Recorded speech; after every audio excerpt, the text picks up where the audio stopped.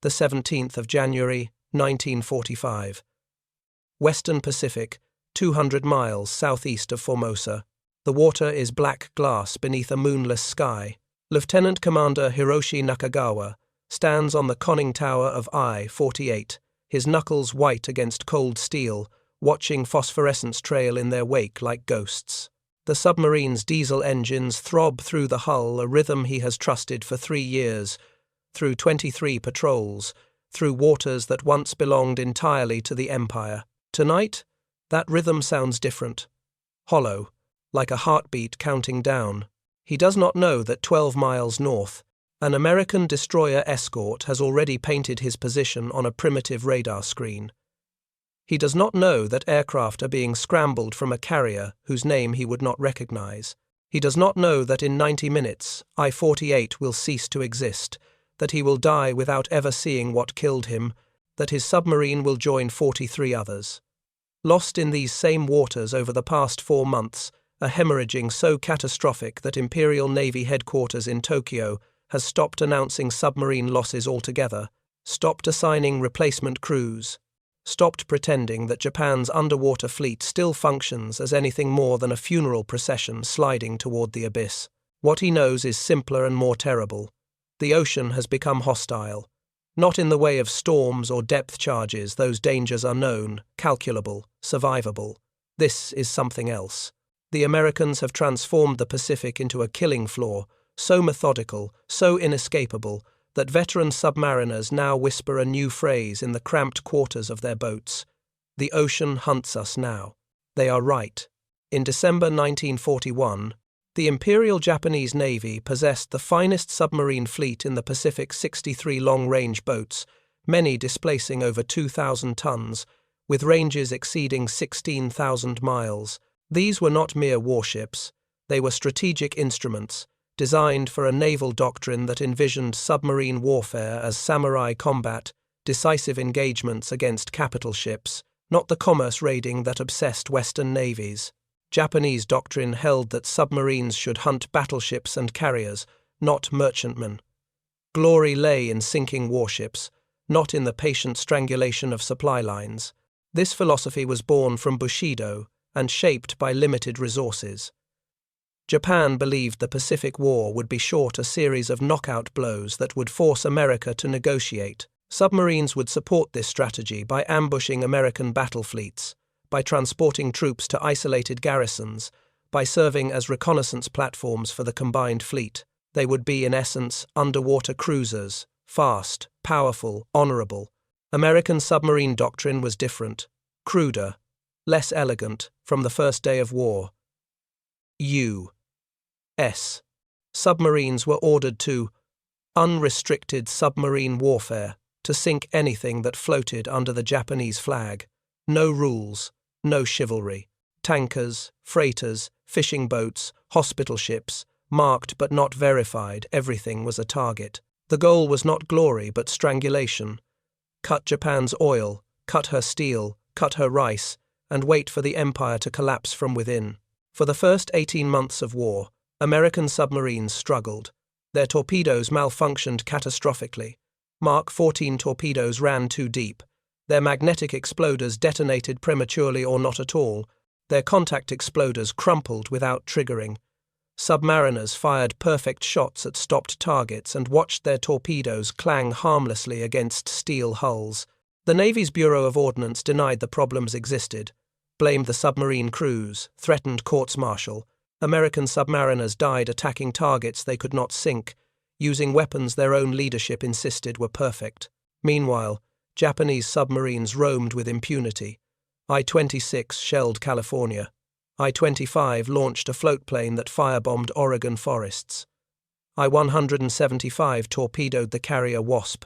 I-19 fired a spread that sank the carrier Wasp and destroyer O'Brien with a single salvo, perhaps the most successful submarine attack in history.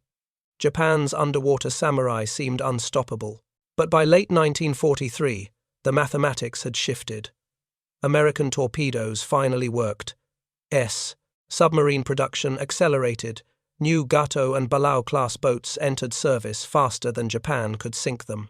American submarines began hunting not with honor but with efficiency, targeting the tankers that carried crude from Indonesia, the freighters that hauled bauxite from Malaya, the transports that ferried troops to New Guinea. Japan's merchant fleet, already inadequate in 1941, began disappearing. Japanese submarines, meanwhile, remained shackled to their original doctrine. Even as their surface fleet crumbled, even as their merchant marine evaporated, Imperial Navy submarines continued seeking battleships and carriers targets that rarely appeared, that traveled with escort screens too powerful to penetrate. Between December 1941 and August 1945, Japanese submarines sank, one American battleship in harbor before the war officially began, one escort carrier, and a handful of destroyers. They sank fewer than 200,000 tons of merchant shipping, approximately 1 week's worth of American production. This was not incompetence. Japanese submariners were skilled, brave, disciplined. Their boats were well designed, their torpedoes reliable, but they were hunting ghosts, while America invented a new form of warfare, one that would, by 1945, make submarine operations themselves obsolete. The transformation began with radar. In early 1943, American escort carriers began carrying primitive air search radar that could detect surfaced submarines at 10 miles. By mid-1944, surface search radar on destroyer escorts could paint a surfaced submarine at 20 miles, even in complete darkness. Japanese submarines, designed for long-range patrols, needed to surface regularly to charge batteries and ventilate their boats. Each surfacing became a gamble. Each breath of fresh air risked detection. Then came the aircraft. The escort carriers, small, slow carriers built on merchant ship hulls, changed everything. American strategists realized these baby flat-tops could create mobile air cover anywhere in the Pacific. Each escort carrier embarked 20 to 30 aircraft. FM-2 Wildcats for combat air patrol, TBM Avengers equipped with radar, rockets, depth charges, and acoustic homing torpedoes. These aircraft operated in coordinated search patterns covering thousands of square miles, forcing enemy submarines to remain submerged or die. But the true revolution was organizational. In 1943, the U.S. Navy began forming hunter-killer groups, task groups built around a single escort carrier, supported by 3 to 6 destroyer escorts. These groups had one mission: find submarines and kill them. Not defend convoys, not support amphibious landings, just hunt. The concept was radical. Traditional anti-submarine warfare was reactive: wait for a submarine to attack, then counterattack. Hunter-killer groups were proactive. They went looking for trouble in areas where intelligence suggested submarines operated. They used radio direction finding to locate submarines transmitting position reports. They exploited decrypted Japanese naval codes to position themselves along known patrol routes. They flew dawn to dusk, search patterns, knowing Japanese submarines preferred to surface at twilight when aircraft were less effective. And they were patient. A single hunter-killer group might patrol the same 10,000 square mile box for weeks, waiting for a single radar contact, a single radio intercept, a single opportunity. When contact came, they attacked with overwhelming force, aircraft dropping sonar buoys to track the submarine underwater, destroyer escorts prosecuting with depth charges and hedgehog mortars, surface ships maintaining contact for hours or days until the submarine exhausted its battery, surfaced, and died. Captain Daniel Gallery commanded USS Guadalcanal, the centerpiece of one such group. He described the new warfare in language that stripped away all romance. We were mechanics. Submarine hunting wasn't about courage or tactics. It was about systems. Radar told us where to look. Aircraft forced them down. Sonar held contact. Depth charges finished the job. The submarine never knew what hit them. That was the point. We didn't want a fair fight. We wanted extermination. Japanese Admiral Takeo Fukudome, commander of the Fifth Fleet, watched this extermination unfold with mounting horror. In September 1944, He dispatched 8 submarines to intercept American supply lines between Hawaii and the Marianas, a standard interdiction patrol. Within 4 weeks, 6 boats failed to report. No distress calls, no battle damage reports, simply silence. He sent search planes. They found oil slicks, debris fields, flotsam that suggested catastrophic hull failures, but no survivors, no witnesses. The submarines had simply vanished, erased from the ocean as thoroughly as if they had never existed. Fukudome interviewed the 2 submarine commanders who returned. Both reported the same experience: constant aircraft presence, inability to surface, battery power exhausted.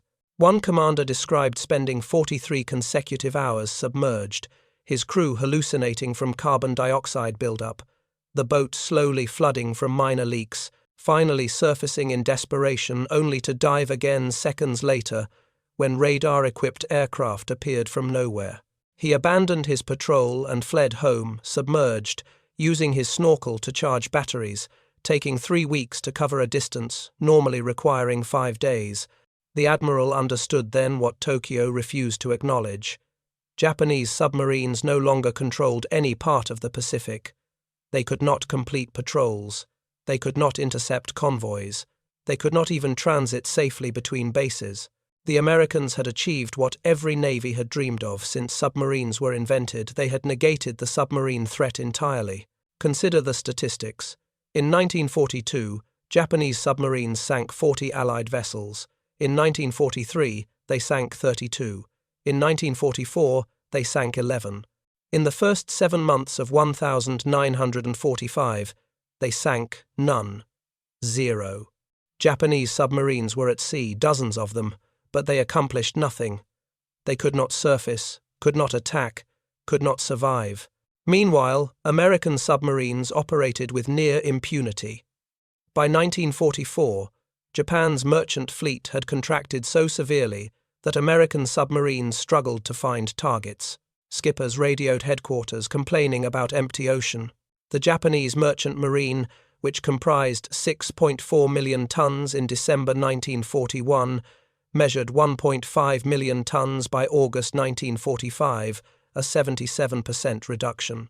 American submarines accounted for 55% of all Japanese shipping losses, more than aircraft, mines, and surface ships combined. The contrast was absolute. American submarines hunted successfully because American industry produced destroyers, destroyer escorts, and escort carriers faster than Japan could sink them. Those escorts forced Japanese submarines to remain submerged.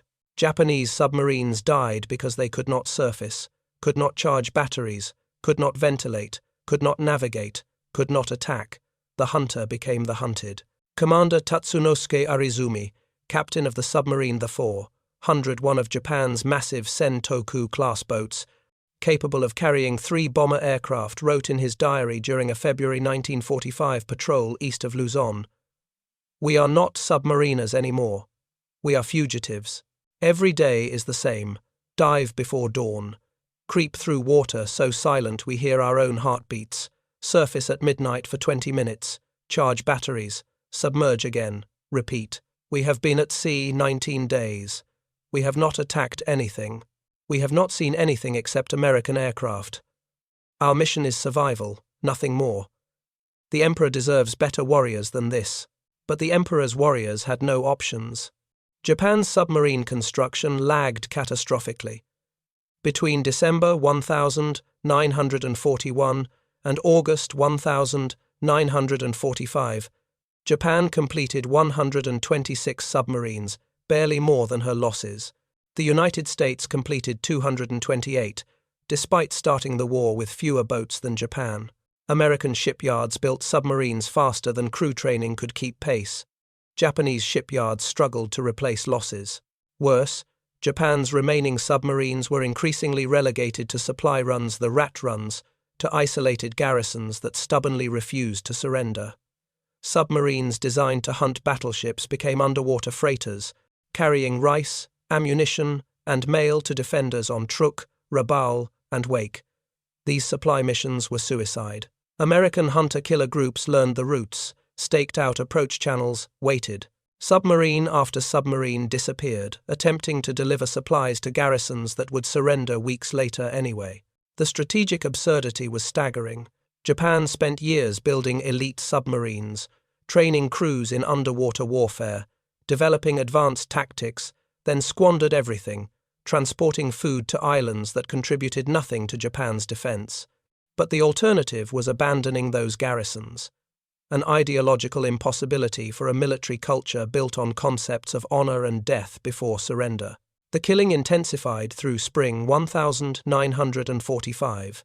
American hunter-killer groups perfected their craft. They coordinated with submarines. American submarines now functioned as scouts, surfacing to radio positions of Japanese boats they encountered, but chose not to attack, knowing the hunter-killer groups could respond more effectively. They used sonar buoys dropped by aircraft to create underwater listening networks. They flew night patrols using radar-equipped Avengers that could detect a surfaced submarine's conning tower at 12 miles in complete darkness. Japanese submariners adapted, but their adaptations revealed desperation. Some commanders abandoned patrols entirely, hiding in coastal waters near Japan, hoping to ambush invasion fleets that never came within range. Others attempted resupply runs only during typhoons, when aircraft couldn't fly, but the same storms that grounded aircraft prevented accurate navigation, and submarines became lost, ran aground, or missed rendezvous points. A few adopted snorkel technology copied from captured German submarines, a breathing tube that allowed diesels to run while submerged, but Japanese snorkels were crude, leaked constantly, and could still be detected by radar. Nothing worked. The mathematics were inexorable. At the beginning of 1945, Japan had 41 operational submarines. By May, that number had dropped to 27, by July to 16. The submarines didn't sink in dramatic battles. They simply failed to return from patrol. Radio silence became permanent silence. Families received notification that their sons, husbands and fathers were missing in action, aboard boats whose names were already scrubbed from official rosters, American commanders noticed. Captain Gallery wrote in May 1945. The hunting has become almost disappointing. We patrol for weeks without contact. When we find a submarine, it's almost always running on the surface, trying to make transit speed, apparently gambling that we won't be in position to intercept. They don't fight. They dive and wait to die, or they try to run and we shoot them to pieces with 5-inch guns. There's no sport anymore, if there ever was. Just execution. His words reveal the completeness of America's victory. Gallery felt disappointed, not by failure, but by how thoroughly his systems had eliminated the threat. Japanese submarines had transitioned from strategic weapons to targets of opportunity, from predators to prey, from warriors to victims. In this context, consider what Japan's submariners expected versus what they experienced. They trained believing submarines were instruments of decisive battle samurai craft that would ambush American carriers, sink American battleships, turn the tide of battles through courage and skill. Their doctrine emphasized aggression, honor, and death before surrender. What they experienced was suffocation, not metaphorical, but literal. Forced to remain submerged for days, carbon dioxide built to levels that caused headaches, nausea, hallucinations. Oxygen content dropped until men could barely light cigarettes. Battery acid vapors corroded metal and lungs alike. Condensation dripped constantly.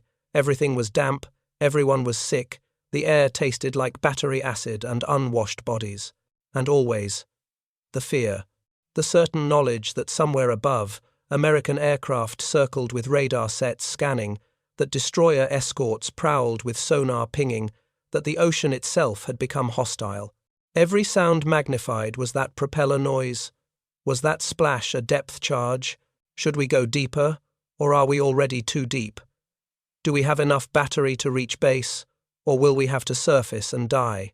Lieutenant Commander Nakagawa, whose final moments opened this narrative, wrote in his last recovered diary entry, mailed from Formosa before I-48's final patrol, "I do not fear death. I fear irrelevance. We trained to be warriors. We have become rats, scurrying through darkness, accomplishing nothing, dying for nothing. The Americans do not even honor us with proper combat. They simply erase us, efficiently, mechanically, without passion. We disappear into the ocean, and they fly on to the next target. This is not war. This is pest control. He was correct. By 1945, American anti-submarine warfare had become exactly that: pest control. Not glorious naval combat, but systematic extermination. Hunter-killer groups processed submarine contacts the way factory workers processed assembly lines. Contact, track, attack, confirm, kill, move to next sector. No drama, no uncertainty. Just industrial-scale death delivered with mechanical precision. The symbolic object that recurs throughout these final months is not a weapon, but something more mundane: the battery gauge. Every Japanese submarine commander became obsessed with battery charge levels. The gauge dictated everything: how fast they could transit, how long they could evade, whether they would survive the next encounter. A full battery meant options: sprint submerged, dive deep to evade depth charges, maneuver during attack. A depleted battery meant death: slow creeping, shallow depth limits, inevitable surfacing into American guns. Senior officers reported that returning commanders spent hours explaining battery management decisions. I could have stayed on patrol 3 more days, but the batteries were at 40%, and I had no opportunity to surface safely. I abandoned the attack run because prosecution would have drained the battery below 30%. I surfaced during daylight because we had 8% charge remaining and could not reach base. Submerged. The battery gauge became a countdown clock, a tether to reality, a harsh judge that rendered accurate verdicts. You could lie to headquarters about enemy positions, exaggerate combat damage, rationalize failed missions, but you could not lie to the battery gauge. When it read 0, you surfaced and you died. Every submarine commander understood this equation with mathematical certainty. Contrast this with American submarines. By 1945, American fleet boats roamed Japan's home islands, surfacing in daylight to charge batteries within sight of Japanese coastal defenses, radioing position reports in plain language, knowing no Japanese aircraft or surface ship could effectively threaten them. American submariners complained about boredom. They wrote letters describing the frustration of empty ocean, the tedium of patrol duty in waters devoid of targets, the disappointment of returning to base without firing torpedoes. The same ocean, the same war. But for Japanese submariners, every second underwater was a desperate calculation of battery life versus distance to safety. For American submariners, the ocean had become so safe they radioed their positions openly and surfaced to stretch their legs. Japanese Naval Command understood the disaster unfolding but possessed no solutions. In April 1945, Admiral Soemu Toyoda, commander of the Combined Fleet, ordered all remaining submarines to prepare for Operation Ketsu-go, the defense of the home islands. Submarines would be held in reserve, hidden in coastal waters, waiting to ambush American invasion fleets. The order was fantasy. Japan had fewer than 20 operational submarines by July. Those boats were undermanned, poorly maintained, and led by commanders who had watched their peers vanish one by one. The idea that these remnants could meaningfully oppose an American invasion fleet protected by hundreds of destroyers, dozens of carriers, and continuous air cover was delusional. But delusion was all that remained. In June 1945, I-56 attempted a supply run to Okinawa, still stubbornly defended by remnants of the 32nd Army. The submarine was detected by USS Anzio, an escort carrier, within hours of leaving Kure. FM-2 Wildcats from Anzio tracked I-56 for 13 hours, coordinating with destroyer escorts USS Bangust and USS Waterman. The Japanese submarine attempted every evasion tactic: deep diving, silent running, bottom sitting, random course changes. Nothing worked. American sonar held contact continuously. At 0430 on June 22, I-56 surfaced, battery exhausted, and was destroyed by 5-inch gunfire within 6 minutes. No survivors. The battle, if it can be called that, was so one-sided that USS Anzio's action report reads like a maintenance log. 0215, radar contact bearing 270, range 18,000 yards. 0220, launched 2 Avengers for investigation. 0235, contact, classified as submarine. 0240, directed DD escorts to intercept. 0430, target surfaced. 0436, target destroyed. 0437, resumed standard patrol. 7 minutes of combat to destroy a submarine that displaced 2,200 tons, carried a crew of 94 men, cost the Empire months of construction and years of training. And the American report treats it as routine, a minor interruption in their patrol schedule, warranting less narrative attention than a refueling stop. This was the reality that shocked Japan's admirals. Not the loss of individual submarines. Losses were expected, acceptable, even honorable. What shocked them was the totality of defeat, the utter inability to contest American dominance anywhere in the Pacific, the realization that their submarine fleet had become functionally extinct while ostensibly still existing. Admiral Fukudome wrote in his private papers, recovered after the war, "We did not lose battles, we lost relevance. Our submarines still patrol. Our crews are still brave. Our torpedoes still function. But none of it matters. The Americans have constructed a system so comprehensive that courage cannot penetrate it, skill cannot overcome it, sacrifice cannot dent it. They have industrialized warfare to the point where individual heroism is meaningless. This is not how we imagined war. This is not how samurai fight. But this is how empires die, not in glorious defeat, but in systematic irrelevance." His words capture the ideological earthquake that hunter-killer groups represented. Japan built a military culture on individual excellence, fighting spirit, willingness to die. American built a military culture on systems, mass production, overwhelming material superiority.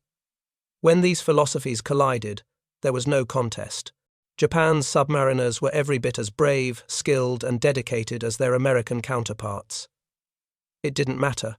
American submarines operated inside a system of naval aviation, code-breaking, radar, logistics, and industrial production that made individual qualities irrelevant. A Japanese submarine commander could be the finest submariner in the world, and many were. He could execute perfect attacks, maintain perfect discipline, display perfect courage, and he would still die, murdered by radar he couldn't see, detected by aircraft he couldn't shoot, depth-charged by destroyers he couldn't evade, because his country couldn't build destroyers fast enough, couldn't protect his supply lines, couldn't produce radar sets, couldn't break enemy codes, couldn't match American industrial output. The war became an equation where individual variables, courage, skill, determination, mattered less than systematic variables. How many escort carriers does your Navy possess? How many destroyer escorts? How many radar sets? How quickly can you build replacements? How effectively can you coordinate air and surface forces?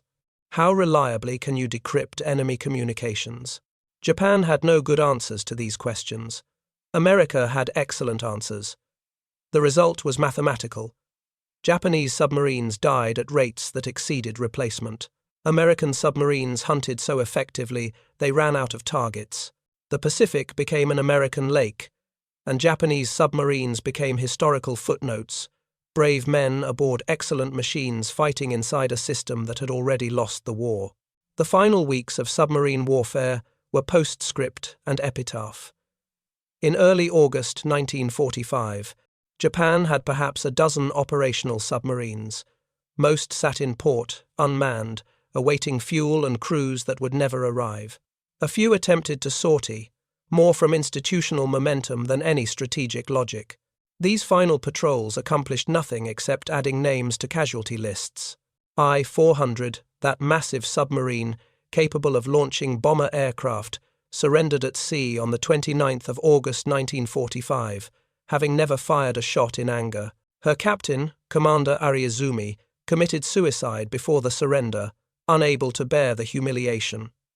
His submarine, designed to bomb the Panama Canal, designed to strike the American mainland, designed to prove Japanese technological superiority, instead became a prize towed to Pearl Harbor, studied by American engineers, eventually scuttled after her secrets were extracted. The irony was profound. Japan built I-400 to demonstrate that Japanese engineering could match American ambition.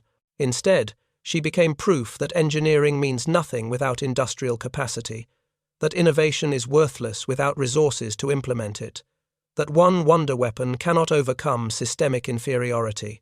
American hunter-killer groups continued operations into September, even after Japan's formal surrender, searching for submarines that might not have received surrender orders. They found none.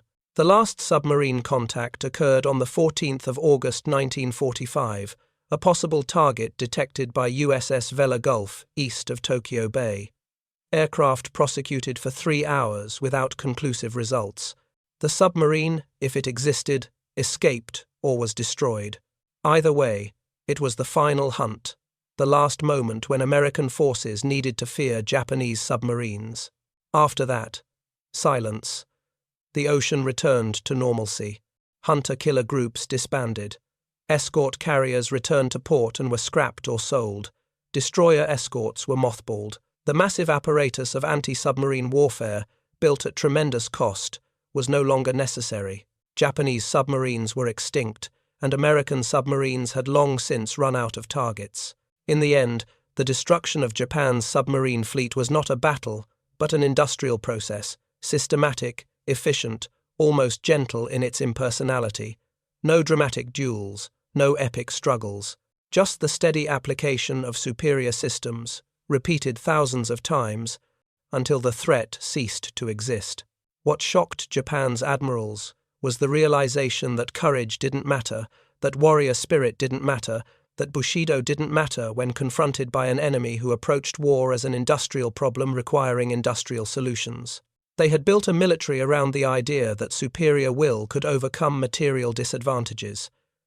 America proved that superior material made will irrelevant.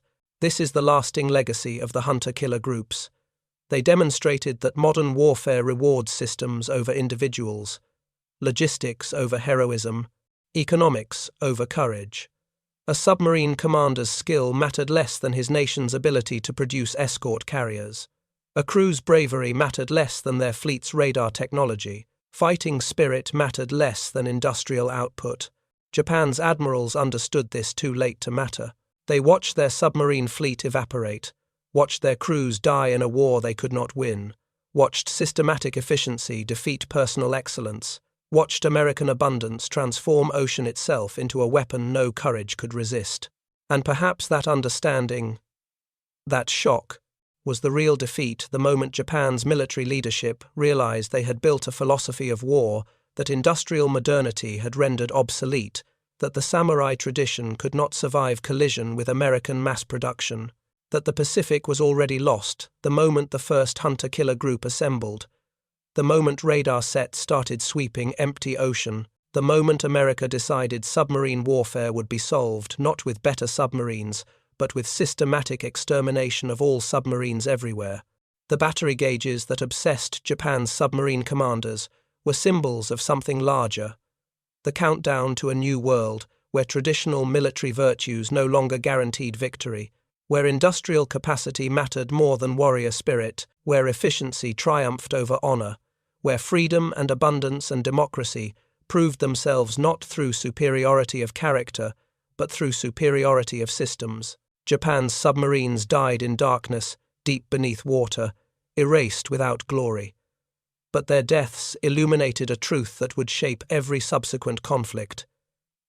In modern war, the nation that can produce the most, coordinate the best, innovate the fastest, will bury those who fight with courage alone. The ocean became America's weapon not because American sailors were braver or smarter, but because American industry produced so many ships, so many aircraft, so much radar, so much everything that courage became mathematically insufficient. This is what shocked Japan's admirals. This is what killed their last submarines. Not American heroism, but American abundance, that vast, mechanical, unstoppable abundance that turned ocean itself into a killing field, that made submarine warfare obsolete, that proved democracy and freedom, generated not just better ideas, but more ships, more planes, more systems, more everything. The hunter-killer groups won not because they fought better, but because they were symptoms of a system that had already won, a system built on freedom to innovate, abundance to experiment, industrial capacity to fail and try again, democratic openness to learn from mistakes. Japan's submarines sank under the weight of that system, and Japan's admirals watched in shock as everything they believed about warfare dissolved in Pacific darkness, 50 fathoms deep, where brave men died in silence, while radar sweeps continued overhead, searching for the next target, finding none, moving on. The ocean had become American. The submarines had become ghosts, and the war continued toward its inevitable conclusion. One more industrial output than battle, one more system than heroism, one more example that abundance properly organized, ruthlessly applied, could extinguish courage itself.